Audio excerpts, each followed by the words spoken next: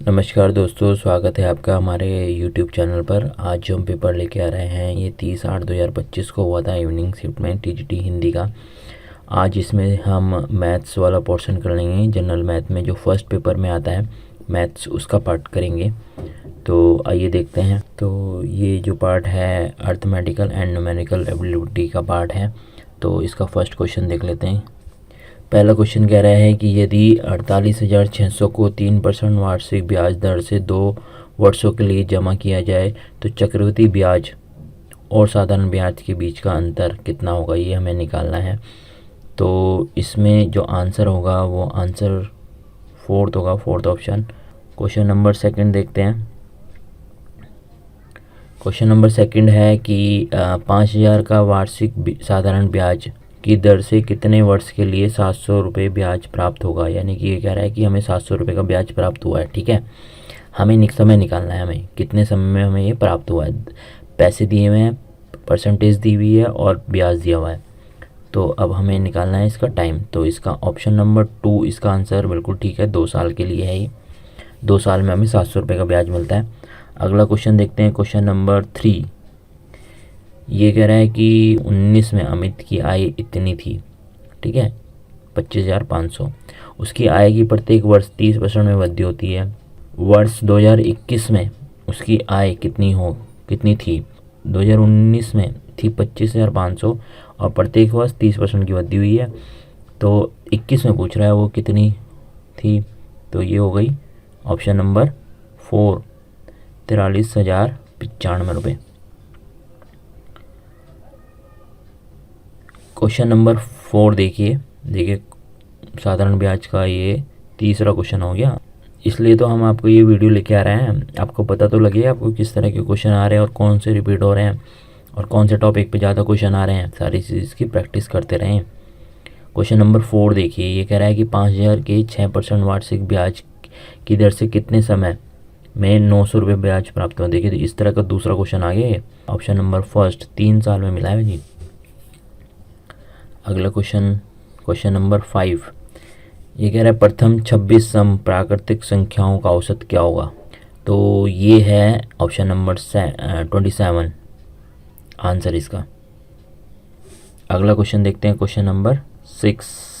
Question number 6 कह रहे हैं ये ए किसी कार्य को 18 दिन में पूरा कर सकता है, बी उसी कार्य को 25 दिन में कर सकता है। यदि वे पहले दिन कार्य की शुरुआत बी से करते हुए एकांतर दिन तक कार्य करते हैं तो उन्हें कार्य करने में कितना समय लगेगा, पूरा करने में कितना समय लगेगा।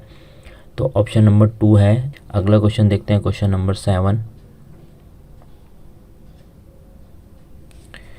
ये कह रहा है वस्तु x और y के क्रय मूल्य का अनुपात इतना है। कितना? 5:6 है। वस्तु x को बेचने पर एक व्यक्ति ने 28% का लाभ होता है और y वस्तु बेचने पर उसे 5% की हानि हो जाती है। संपूर्ण लेन देन में, यानी कि पूरे इसने जो भी किया है ये, तो खरीदना बेचना, तो संपूर्ण लेन देन में उसका लाभ और हानि बताइए। यदि लाभ हुआ है या हानि हुई है ये बताना है आपको, और वो भी कितने प्रतिशत में। तो इसे 10% का लाभ हुआ है। ऑप्शन नंबर 3 इसका आंसर है। अगला देख लेते हैं। Question number 8। क्वेश्चन नंबर 8 कह रहा है एक समत्रिभुज के विकर्णीय क्रम से 79 सेंटीमीटर और 78 सेंटीमीटर है। समत्रिभुज का क्षेत्रफल ज्ञात करना है, किसमें? सेंटीमीटर स्क्वायर में।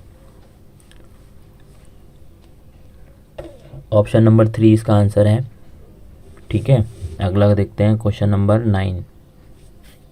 क्वेश्चन नंबर 9 कह रहा है अतुल 10:40 पर अपने घर से निकलता है। ठीक है, 300 किलोमीटर दूर स्थित, यानी कि कह रहा है कि दो दोस्त हैं। ठीक है, अतुल 11:40 पे निकला है और 300 किलोमीटर दूर जाना है उसे। ठीक है, और 72 किलोमीटर प्रति किलोमीटर आवर से वो चल रहा है।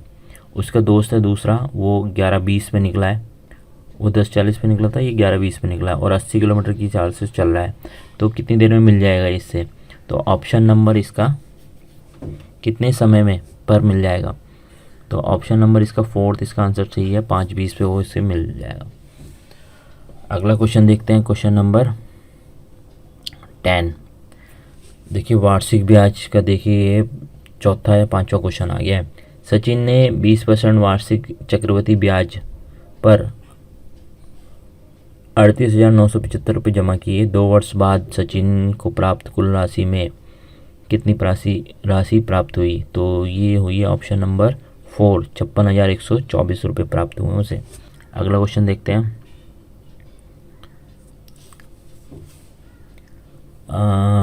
क्वेश्चन नंबर 11 कह रहा है कि 1228 मीटर लंबी एक रेलगाड़ी, ठीक है, 18 किलोमीटर प्रति आवर की चाल से चल रही है, जो प्लेटफॉर्म को पार करने में कितना समय लगेगा ये पूछ रहा है। तो ऑप्शन नंबर 3 इसका आंसर है 479 सेकंड लगेंगे, यानी कि अप्रोक्स है 8 मिनट के आसपास। अगला क्वेश्चन देखते हैं, क्वेश्चन नंबर 12। ये कह रहा है कि 3 मजदूर हैं, मजदूरी का अनुपात उनका ये है 7:4:3 का है। यदि उनकी मजदूरी क्रमशः 10%, 15%, 20% की वृद्धि की जाती है तो उनकी मजदूरी का नया अनुपात क्या होगा? ठीक है, तो ये ऑप्शन नंबर 2 है, इसका नया अनुपात होगा 77, 46, 36 का। अगला क्वेश्चन देखते हैं, क्वेश्चन नंबर 13। गोपाल अपनी आय का 60% खर्च करता है और 60% खर्च कर देता है। यदि वह 60,000 बचाता है तो उसकी आय ज्ञात कीजिए। देखो 60% खर्च करता है यानी बचाता कितना? 40%। तो 40% बराबर होगा 60,000 और इससे हमारी टोटल आय निकल जाएगी 1.5 लाख रुपये वाली। ऑप्शन नंबर 3 है इसका आंसर है। अगला क्वेश्चन देखिए, क्वेश्चन नंबर 14 देखिए, एक वृत्तीय शंकु है, ठीक है, उसमें त्रिज्या के अंदर एक दिया हुआ है, इसमें शंकु का आधार गोले के केंद्र से होकर गुजरने वाले तल पर स्थित है। शंकु की वह ऊंचाई ज्ञात कीजिए जिससे उसका अधिकतम आयतन प्राप्त हो सके। ठीक है, ऑप्शन नंबर 4 इसका आंसर है। क्वेश्चन नंबर 15 में कह रहा है कि जहीर है वो अजीत को 80 मीटर से हरा सकता है। यदि जो जहीर है वो जो आरंभिक रेखा है उससे 40 मीटर पीछे से दौड़ता है शुरू करता है और अजीत वास्तविक रेखा शुरू करता है, तब भी जहीर अजीत को 48 मीटर की से हरा देता है। तो दौड़ की लंबाई बतानी है आपको, तो ये ऑप्शन नंबर 1 फर्स्ट ठीक है, 400 मीटर की दौड़ है। क्वेश्चन नंबर 16 है, एक्स में से एक्स का 11% घटाने पर एक्स का मान डैश से गुणा करने पर प्राप्त मान के बराबर होता है। तो आपको बताना है ये मान कितना है। तो ऑप्शन नंबर 3 है 0.89 है। क्वेश्चन नंबर 17 देख लेते हैं। 17 क्या कह रहा है? ये कह रहा है एक कक्षा को 33 विद्यार्थियों का औसत 27 वर्ष है। यदि शिक्षक की आयु उसमें शामिल कर ली जाए तो संपूर्ण औसत 28 वर्ष हो जाता है, यानी कि 1 बढ़ जाता है भाई। शिक्षक का जोड़ने पर 1% औसत उसका बढ़ जाता है। शिक्षक की आयु ज्ञात कीजिए, तो 61 साल का हो गया वो, ऑप्शन नंबर 2। क्वेश्चन नंबर 18 देखिए, दो संख्याओं का गुणनफल इतना है 464। उनका लघुत्तम समापवर्तक यानी कि एलसीएम है 116 है। उनका महत्तम समापवर्तक ज्ञात करना है, एचसीएफ ज्ञात करना है, तो एचसीएफ होगा 4, ऑप्शन नंबर 2।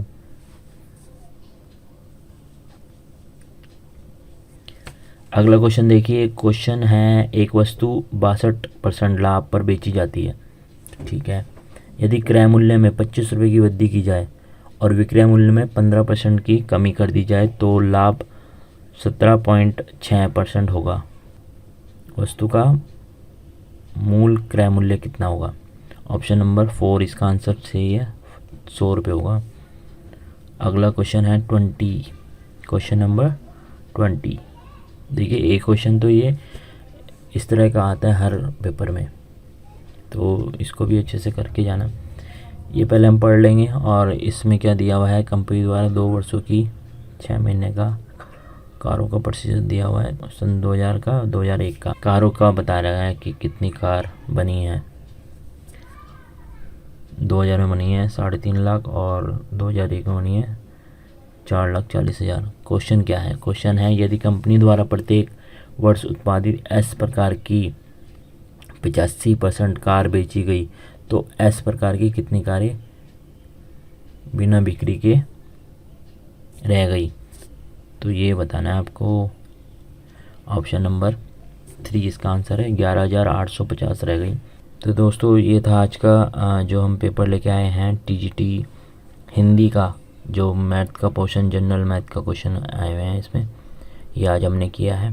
तो दोस्तों हमारी सारी सीरीज़ ज़रूर करके जाएं, तो कि आपको पता लग जाए किस तरह के क्वेश्चन आ रहे हैं। हम आपके लिए बहुत सारी सीरीज़ की लेके आते हैं। तो मिलते हैं अगली वीडियो पर। Thank you.